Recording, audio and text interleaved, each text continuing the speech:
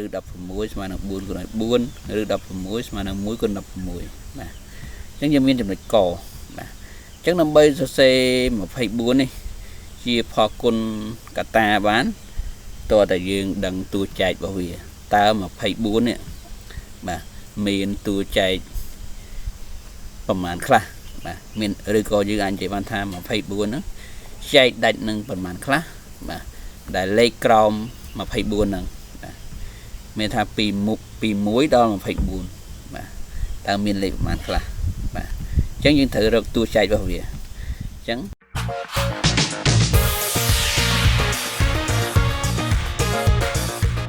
បាទសួស្តីបងប្អូនសិស្សានុសិស្សទាំងអស់ជាពិសេសបងប្អូនដែលរៀនថ្នាក់ទី6បាទvừaជួបលោកគ្រូសាជាថ្មីមកកាន់ការរៀនគណិតវិទ្យាថ្នាក់ទី6បាទអញ្ចឹងនៅក្នុងវីដេអូនេះយើងនឹងរៀនបន្តទៅលើមេរៀនទី9បាទដែលយើងពីតួចែករួមធំបំផុតពហុគុណរួមតូចបំផុតបាទអញ្ចឹងយើងនឹងរៀនតទៅនឹងចំណុចទី1ដដែលបាទកត្តានៃមួយចំនួនបាទអញ្ចឹងយើងនឹងរៀនលំហាត់បន្តពីថ្ងៃមុនបាទតោះឥឡូវយើងមើលលំហាត់ជាលំហាត់ទី2ឲ្យយើងចូលសរសេរចំនួនខាងក្រោមជាផលគុណកត្តាតាមគំរូបាទអញ្ចឹងនេះយើងមានគំរូបាទ16គឺស្មើនឹង8គុណឲ្យ2បាទឬ16ស្មើនឹង4គុណឲ្យ4បាទឬ16ស្មើនឹង1គុណ16បាទមានន័យថាផលគុណទាំង3នេះបាទគុណទៅគឺស្មើដូចដើមរបស់គេវិញបាទឧទាហរណ៍8គុណនឹង2បាន16 4គុណនឹង4បាន16បាទ1គុណ16គឺបាន16បាទអញ្ចឹងយើងមានលំហាត់ចំនួន5បាទដែលឲ្យយើងធ្វើបាទចំណុចកគឺ24ចំណុចខ30បាទចំណុចកគឺ45ចំណុចខ48បាទហើយនឹងចំណុចងគឺ62បាទ62អញ្ចឹងគេឲ្យយើងសរសេរចំនួនហ្នឹងទៅជាផលគុណបាទកត្តាតាមលំនាំគំរូខាងលើបាទនេះគេឧទាហរណ៍យើងមួយបាទតោះឥឡូវយើងទៅមើលចម្លើយបាទសរសេរចំនួនខាងក្រោមជាផលគុណកត្តាតាមគំរូបាទអញ្ចឹងយើងមានគំរូមួយបាទគឺ16ស្មើនឹង8គុណឲ្យ2ឬ16ស្មើនឹង4គុណឲ្យ4ឬ16ស្មើនឹង1គុណ16បាទអញ្ចឹងយើងមានចំណុចកបាទអញ្ចឹងដើម្បីសរសេរ24នេះជាផលគុណកត្តាបាន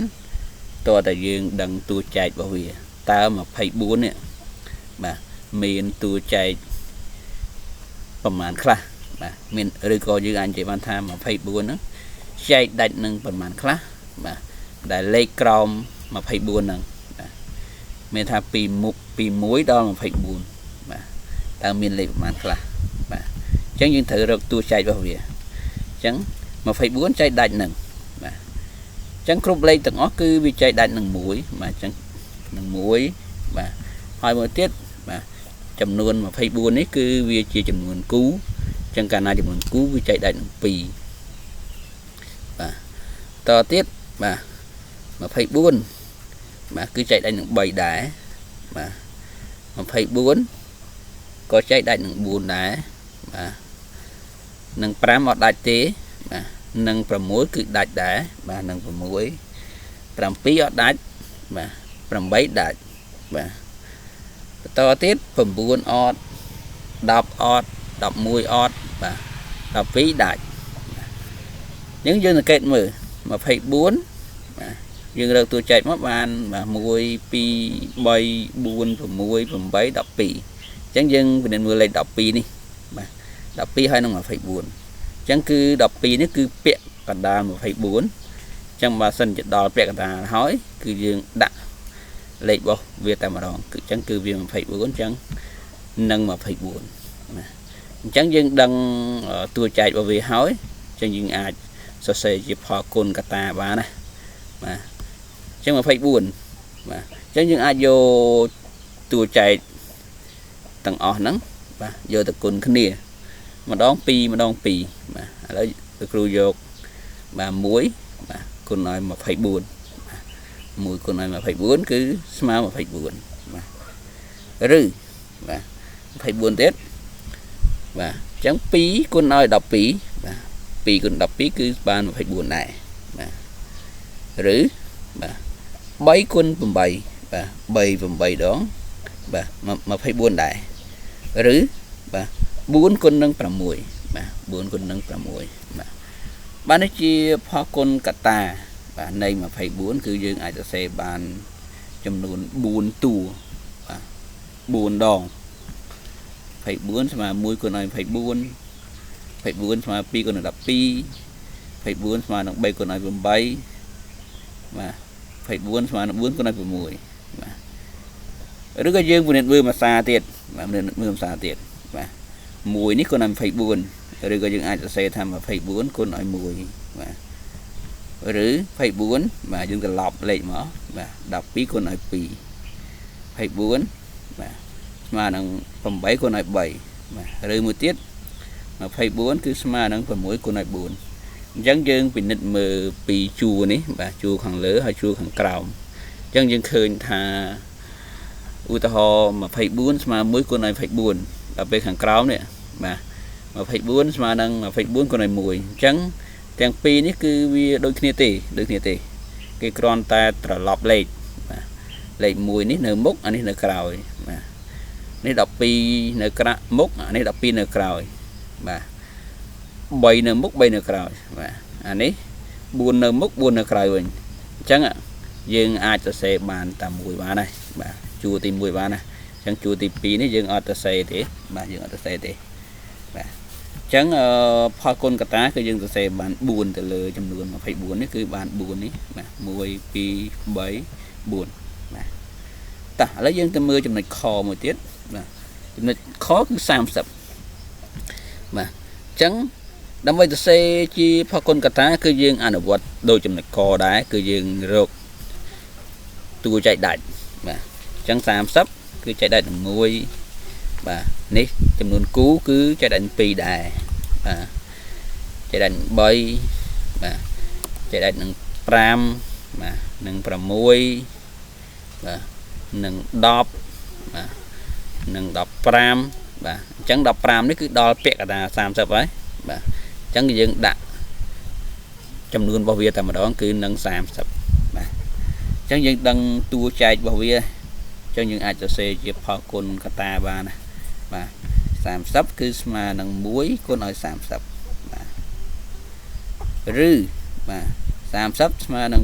2គុណ15បាទ2គុណ15ឬបាទ30ស្មើនឹង3គុណឲ្យ10បាទ3គុណឲ្យ10ឬបាទ30ស្មើនឹង5គុណឲ្យ6បាទ5គុណឲ្យ6បាទអញ្ចឹងគឺមានតែ4តួនឹងទេបាទដែលគុណទៅស្មើនឹង30បាទ1គុណ30 2គុណ15 3គុណឲ្យ10 5គុណឲ្យ6បាទតោះឥឡូវយើងទៅមើលចំណុចកមួយទៀតចំណុចកគឺ45បាទ45អញ្ចឹង45គឺយើងត្រូវរកតួចែករបស់វាដូចគ្នាដែរបាទអញ្ចឹងចែកដាច់នឹង1នឹង3នឹង5បាទនឹង9